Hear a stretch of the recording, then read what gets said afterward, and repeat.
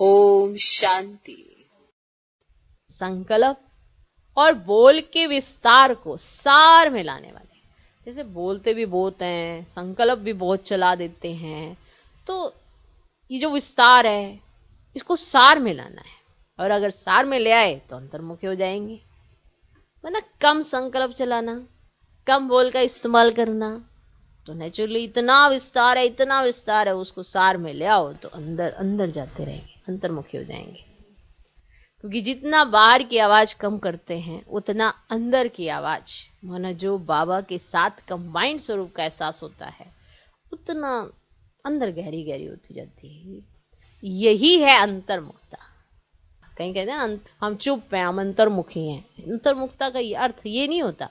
अंतर्मुखता का अर्थ होता है कि व्यर्थ नहीं होता, समर्थ होता है। अंदर की दुनिया में जाना है, बाप के साथ कंबाइंड होना है, तो उसके लिए समर्थ जरूरी है। व्यर्थ होते हुए आप बाबा के साथ कंबाइंड नहीं हो पाएंगे।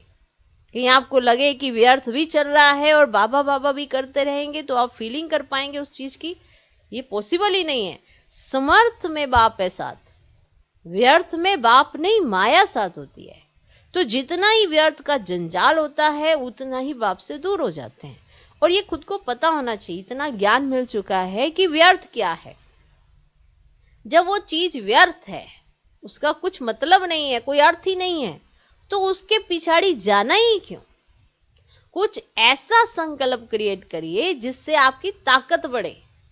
ऐसे संकल्पों को क्रिएट मत करिए जिससे आपकी ताकत घटे।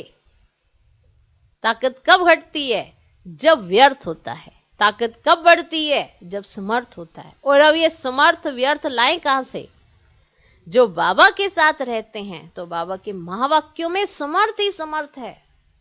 और जो माया के साथ रहते हैं, बाहर एटमॉस्फेयर में आकर्षित रहते हैं, बाहर की दुनिया से आकर्षित रहते हैं, तो उनके पास व्यर्थ ही व्यर्थ है।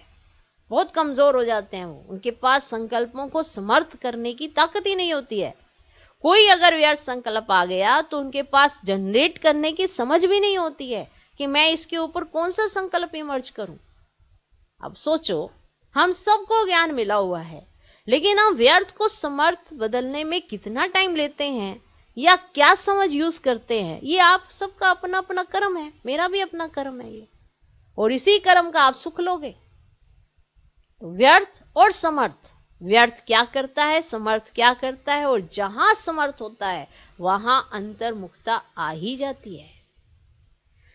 ऐसे अंतर्मुखी बच्चे ही साइलेंस की शक्ति द्वारा भटकती हुई आत्माओं को सही ठिकाना दिखा सकते हैं। अब अंदर साइलेंस होगा, अंतर्मुखता होगी, व्यर्थ कम होगा, तब आप बताइए जितनी भी आत्मा भटक रही हैं, वो अगर वाइब्रेशन में भी उनको सहयोग देंगे तो उन तक सहयोग पहुंच जाएगा। क्योंकि समर्थ सोच इतनी है, बोल भी इतने समर्थ हैं। यह साइलेंस की शक्ति अनेक रूहानी रंगत दिखाती है। इसे कम नहीं समझना, ये बहुत जबरदस्त है कि आप बोले कुछ नहीं लेकिन साइलेंस में हैं और संकल्प शक्ति भी काम करने लगती है। साइलेंस की शक्ति में संकल्प शक्ति बहुत काम करती है कि जो भी संकल्प करेंगे वो सिद्ध हो जाता है। तो ये साइलेंस की शक्ति अनेक रूहानी रंगत दिखाती है। साइलेंस की शक्ति से हर आत्मा के मन का आवाज इतना समीप सुनाई देता है जैसे कोई सम्मुख बोल रहा है। अगर आप साइलेंस में, आपके पास साइलेंस की शक्ति है, तो हर आत्मा के मन का आवाज आपको इतना समीप सुनाई देता है जैसे वो कोई सम्मुख, जैसे कोई सामने से बोल रहा होता है तो हमें सुनाई देता है ना कि वो क्या बोल रहा है। लेकिन अगर हमारे पास साइलेंस की शक्ति है तो वो अपने मन में क्या बोल रहा है और वो क्या कहना चाहता है वो भी स्पष्ट सुनाई देता है। कब? जब आपके पास साइलेंस की शक्ति होती है ना। जबरदस्त। साइलेंस की शक्ति सबसे नंबर 1 शक्ति है। फिर दूसरी शक्ति आती है संकल्प शक्ति।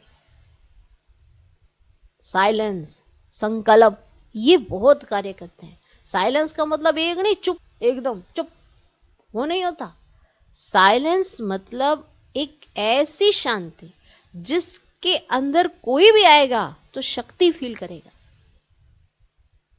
एक ऐसी शांति एक ऐसी फीलिंग जिसके अंदर उतार चढ़ाव नहीं होता।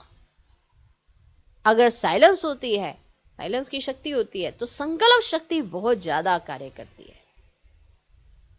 तो वहां पे एक संकल्प जो आएगा उसे सिद्धि प्राप्त हो जाती है, अगर साइलेंस की शक्ति होती है। डिटेल में तो आप खुद अपना मनन चिंतन जरूर करना, करोगे तो आपको बहुत लाभ होगा। और ये सब अनुभूतियां आप तभी कर पाते हो, आपको इतना निश्चय होना चाहिए ना, इतना निश्चय होना चाहिए कि हर बात में एकदम आपको समर्थता की ही फीलिंग आने लगे। ये व्यर्थ क्यों आता है?